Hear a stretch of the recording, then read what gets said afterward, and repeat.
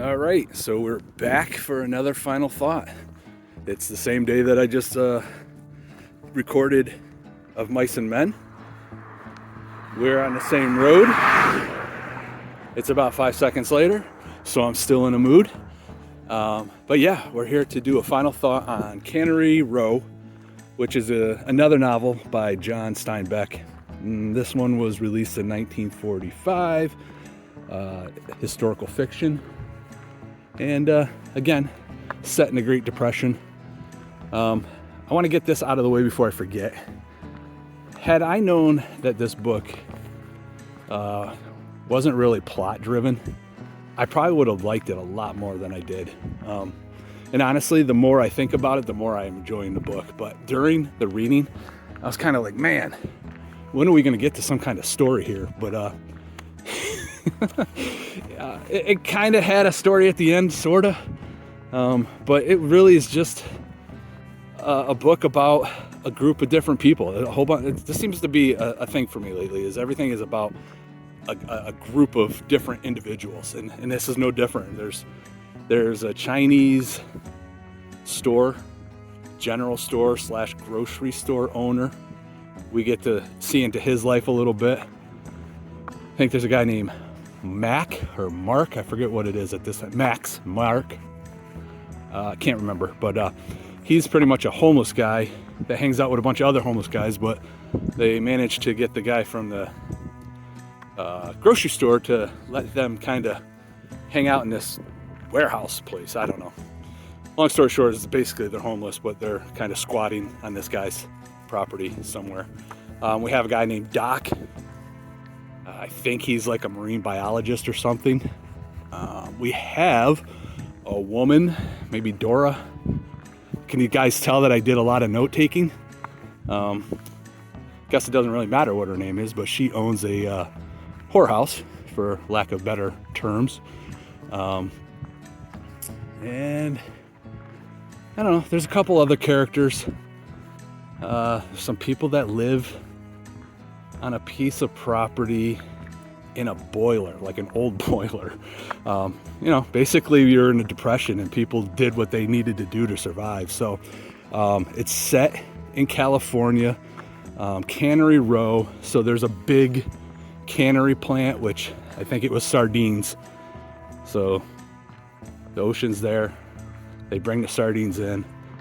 They manufacture them and they pack them in cans and ship them off. So that's really where the only place people could probably get a decent job was at the cannery.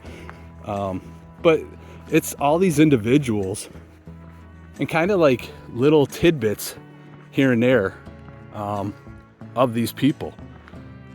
And throughout this, there's actually other characters that we don't know anything about, but in between scenes from one main character to the next main character, he would throw in somebody random, just a little tidbit about somebody else. So it was a little confusing reading it, but now that I know what it's about, it's actually kind of a pretty fun book. Just to see inside of these people's thought process, how they tried to do one thing and it turned out to be another thing. I forgot there's an artist as well, who isn't really an artist, but a boat builder. But yeah, as usual, I'm doing such a great job trying to sell a book. I'm kind of just thinking of it as I'm walking. Overall, after the fact, once I realized there was no plot, and it was just kind of a story about all these different people that all lived in the same area and all knew each other and interacted with each other somehow, some way. Some of them liked each other, some of them didn't. I would say Mark or Mac, again, I can't remember his name. It's probably my favorite character. Again, this is one of those stories where you start to feel a little bad for everybody. But there is one point where it's going pretty well for everybody, which was pretty funny. There was a part that actually made me laugh out loud. I won't give it away, because I'm sure most of you are already about 2 seconds away from clicking on Amazon and ordering this book due to this review. Car's going a little slow. What do you want?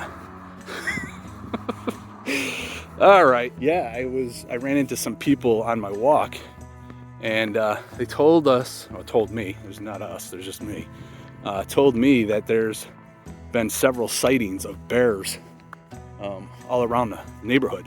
Somebody said that there's a mama bear with 2 cubs, which probably isn't good if you come across that. Then the other one said it was just one bear by itself. So it sounds like there's several of them around here. My next door neighbor, I was told, had her bird feeder destroyed. So I don't know, it's pretty close. I guess I'll just keep an eye on the animals. I think I gave that book 3.5. The longer it marinates in my brain, I'm leaning towards a 4. I think when I rated it originally, I was just kind of like, where was the plot? If you're looking for it, you're not going to find it.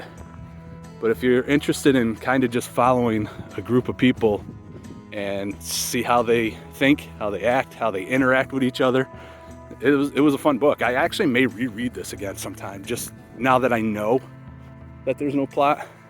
I think it would be more enjoyable this time around. So yeah, with that said, thanks for listening to me ramble.